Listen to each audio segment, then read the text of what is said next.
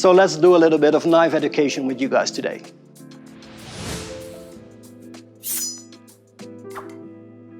My name is Janssen. I'm the executive chef for ZWILLING in the US.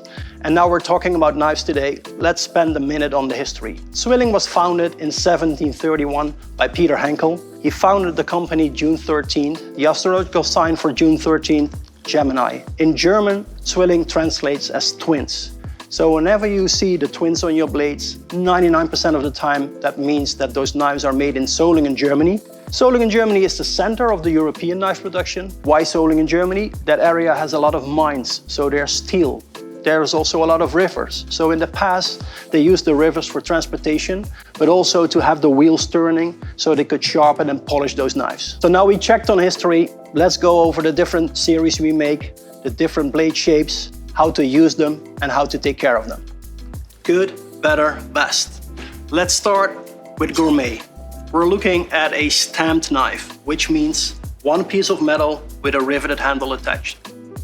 Next one up is the 4-star series. This knife is forged. The metal runs 3/4 tang up until here. We can see this bulky bolster part, which is giving your knife a better balance, which means more control. And it comes with a plastic handle. And then finally, our most premium series, ZWILLING Pro. Again, we're looking at one piece of metal, tip to heel, a bulky bolster part for balance, durability, and control. But what we did, we curved out the bolster, which will give you the most ergonomic grip possible. It also makes the knife a little bit more efficient because we're looking at a full edge. That means that you can use the full length of the blade while making a push cut.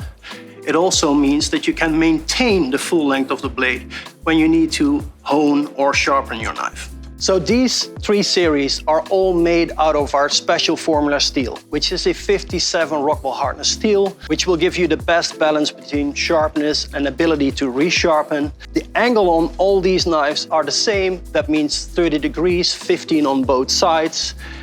You also have the same warranty on all these 3 series. So if you just start cooking, ZWILLING Gourmet series is a great entry-level knife. It has a perfect grip, and of course it's extremely sharp. This knife will give you the best value for your money if you just start cooking. It's nice and lightweight, and you can use it like 85 to 90% for all your kitchen tasks. Choose Gourmet if you just got started in the kitchen, or if you prefer a lighter, fast-handling knife. So let's use the Gourmet chef's knife in action. You can use it in either a circular rocking motion, but also if you prefer to chop, that works. And remember, when we're moving produce on our cutting board, try to use the spine side, not the sharp edge. So let's look at ZWILLING 4-star, which is one of our top-selling series. ZWILLING 4-star is an iconic German-made series with a long history. Almost 300 years of knife making and knife knowledge. So ZWILLING 4-star has a comfortable, ergonomic, soft plastic handle, which will give you a really smooth grip. So the ZWILLING 4-star series is a great series for the more experienced home chefs out there.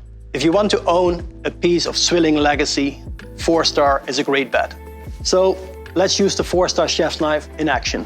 I always like to create a flat surface on whatever I'm cutting. And I can perfectly rock this blade, chop with this blade. It's a medium weight and has a smooth ergonomic handle. So let's talk about my personal favorite series, which is ZWILLING Pro. It's the series for the optimal control. We're looking at one piece of metal, tip to heel, riveted handle, bulky bolster part for balance, control, and durability. And it comes with a curved bolster, which is the optimal design for the most ergonomic grip, which should be the pinch grip, where your thumb is on the metal, your pointing finger on the other side, 3 fingers loosely around the handle, making that blade a true extension of your arm. They are made out of our special formula 57 Rockwell hardness steel. So when we make these ZWILLING Pro knives, we use 2 patented procedures. The first one is called Sigma Force. In the past, when we were creating the bolster part, we were heating the full piece of metal. A Sigma Force means that we only heat the bolster part, That means that we don't touch the molecular structure of the blade and the handle, and that will make the knife more durable. So the second patent is called Freodor, which is our ice hardening process, which will create this 57 rock ball hardness metal.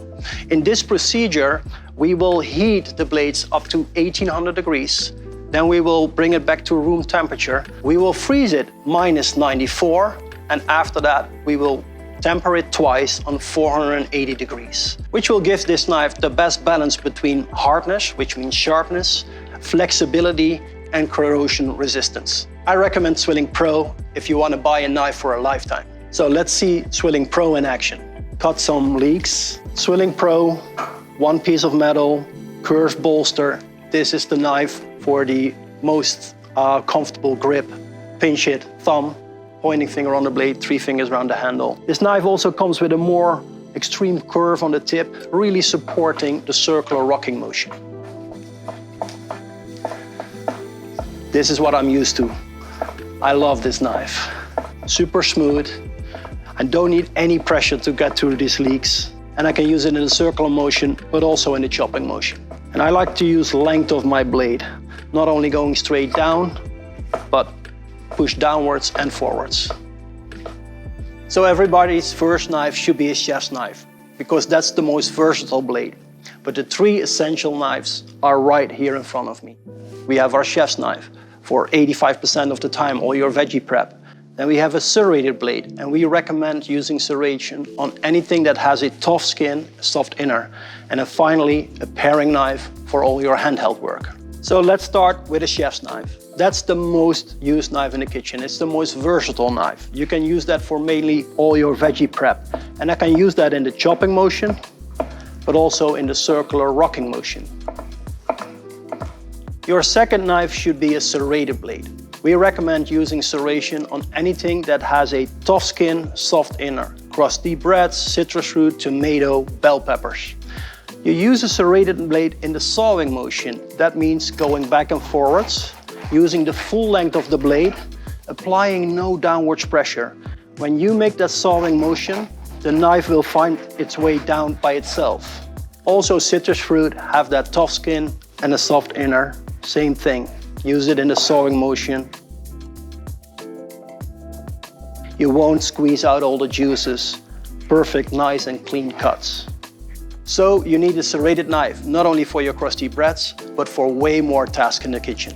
Anything hard on the outside, soft on the inside means serration. So let's talk about a paring knife. This is a small knife, but it makes a big difference.